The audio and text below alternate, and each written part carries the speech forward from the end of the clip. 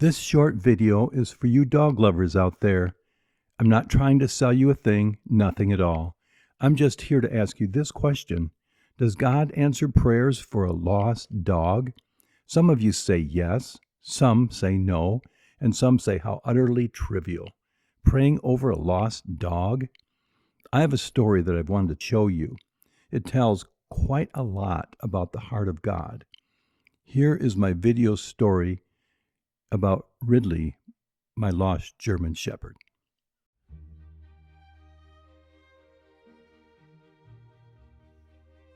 My German Shepherd dog Ridley was lost for 34 days in the forests of West Michigan. Many thought after days of searching that we were on a wild goose chase. On June 3, we were having breakfast with our friends who had spent the night at our home. As we said our goodbyes, Ridley and his pal Lacy somehow squeezed out the door and were on their way to destination unknown, although it usually only takes about 30 to 40 minutes to find them, and we eventually catch up with them due to Ridley's reliable Wi-Fi collar and the help of our grandkids who often find them in a nearby swamp. But things were different this time. After our friends left, I looked at my cell phone app and found that the dogs had already crossed over Maple Island Road about 3 miles away. This spelled trouble, but not only trouble, but serious trouble, as Ridley's Wi-Fi collar had somehow stopped working. His tracking device was now useless. This had never happened before. This whole region is covered with forest. Whistling was futile, and driving a car down the various roads was like searching for the proverbial needle in a haystack. So I started contacting animal shelters and posting about my missing dogs on Facebook. 6 days later, on June 9th, a woman in Hesperia had noted my Facebook post regarding our lost dogs. Later that same afternoon, she heard her grandchildren crying out about 2 strange dogs. She took a quick picture, which she posted on Facebook. It was a great shot of the dogs with Ridley in front and Lacy trotting a few feet behind him. The picture revealed that the yellow Wi-Fi collar was not around Ridley's neck. Bingo! Hope returned. The dogs were still alive, and the mystery surrounding the Wi-Fi collar was solved. It was gone. On June 14, 11 days later, Teresa, a dog lover from Fremont, was helping us check surrounding counties. She posted a picture of a very skinny dog with a face filled with porcupine quills. No way was that Lacy, but our grandkids looked at it and let out a whoop and a holler. Yes, it is. That is Lacy. Moments later, our grandkids, Mia and Danny, with their mother, headed to Pound Buddies in Muskegon to bring a very tattered and torn, nearly dead Lacy back home. However, the person who found Lacy reported that no other dog had been seen. Shortly after, we heard of a sighting that proved to be accurate. Ridley had made his way west over to Whitehall Road, some 7 or 8 miles from where Lacy was found. By now, Ridley had traveled many, many miles. So all in all, first 3 miles west of Fremont, then 12 miles north to Hesperia, then 20-some miles down to Muskegon. In those 11 days, the dogs made their way through thick forests and swamps, dirt roads and busy streets, with dangerous crossings and coyote country.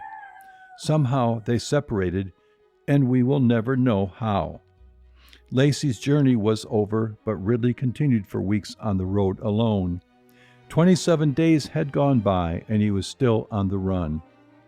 But then a new report would come, another spotting, and hope, at least for the moment, was restored.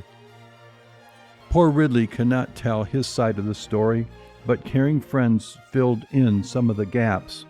More than once we heard reports he was crossing the road early in the morning. Many were concerned he might get run over.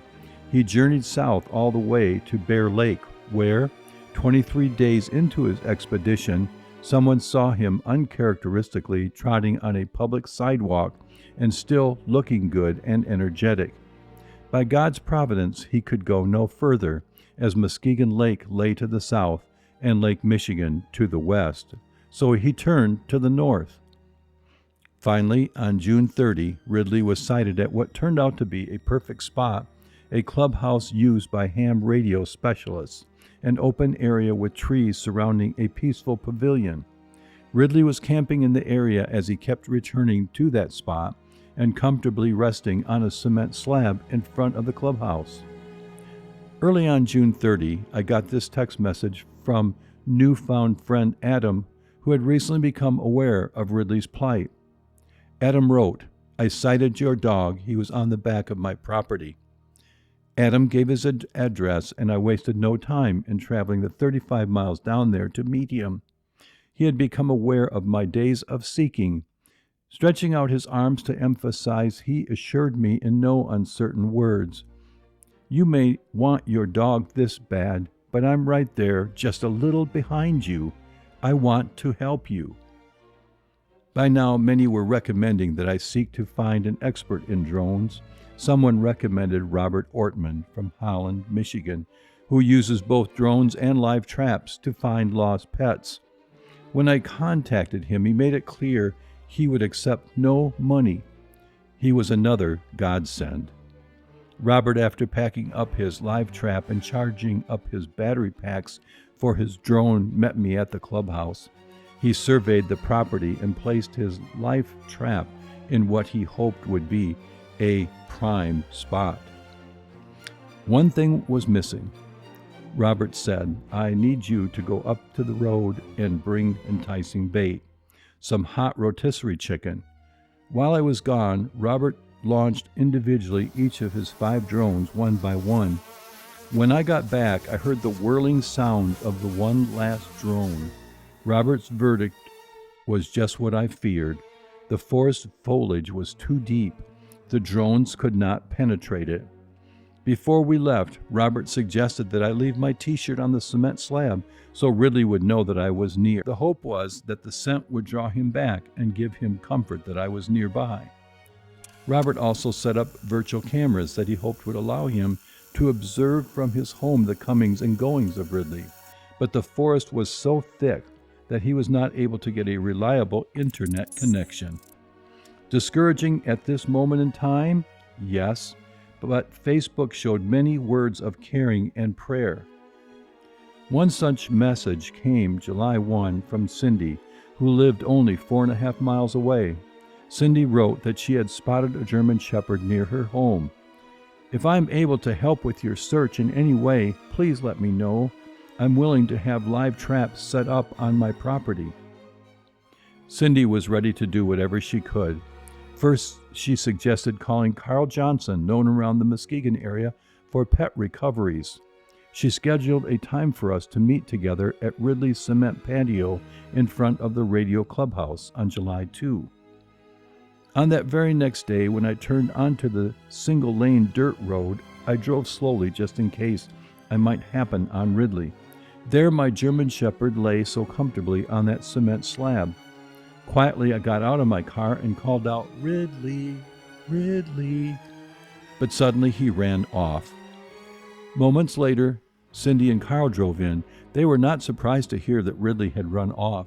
They said, when a dog has been out in the wilds, they enter survival mode, wary of people, even those they know. That is what happened for sure.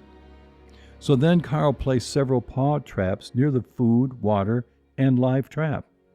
Since this was right before the 4th of July, Cindy and Robert were both concerned that fireworks would frighten Ridley from the area. That made sense, which added to the concerns. Soon I got to know Cindy better. She clearly had a huge heart for helping. Cindy was a woman on a mission, determined to bring Ridley home. In fact, she brought several virtual cameras and strategically placed them in prime areas near the live traps so she could watch from home at any time of day or night. Early July 3, Adam quietly walked out early in the forest with his binoculars.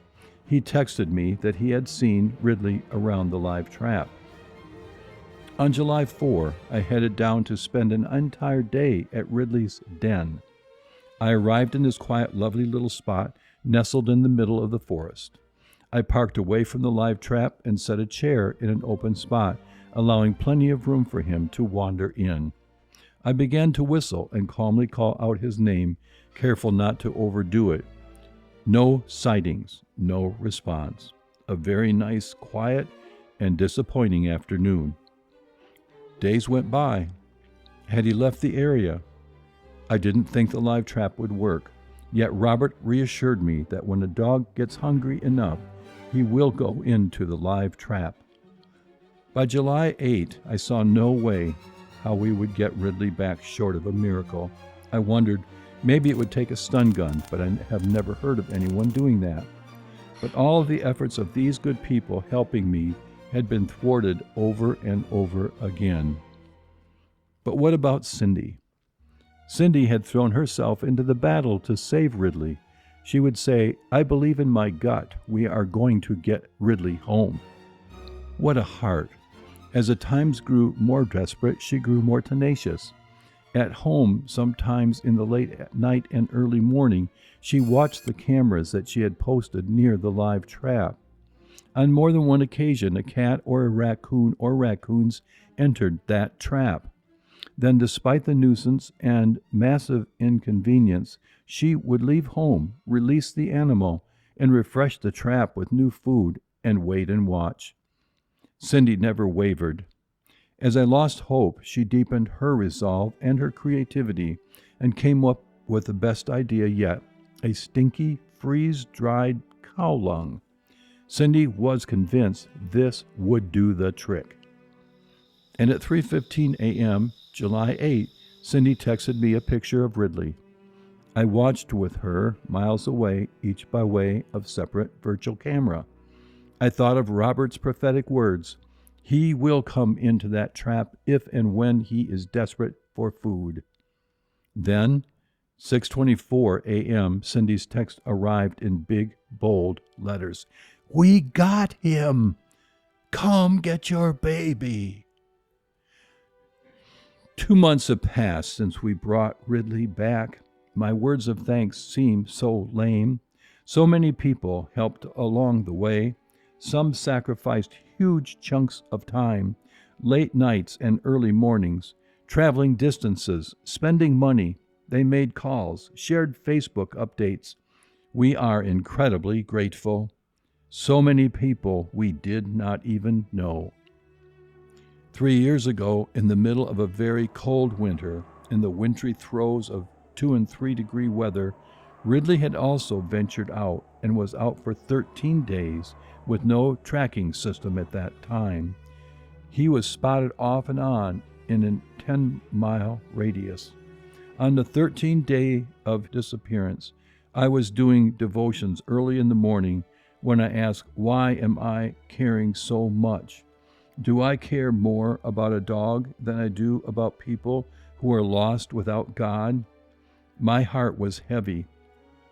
I was reading William Gurnall's The Christian in Complete Armor, where he wrote, God's love for his saints sets his power in motion. He who has God's heart does not lack for his arm. As soon as I finished reading that to Jan, there was a scratch at the door.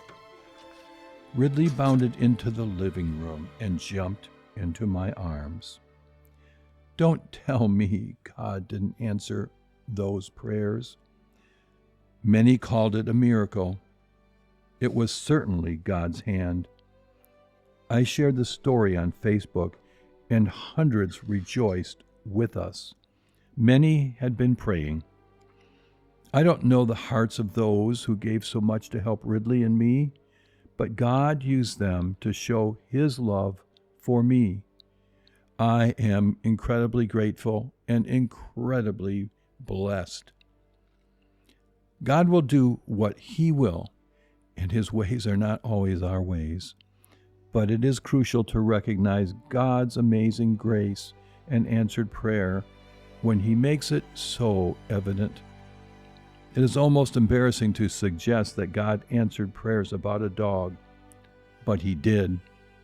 And as if to put an exclamation mark behind it, he did it twice.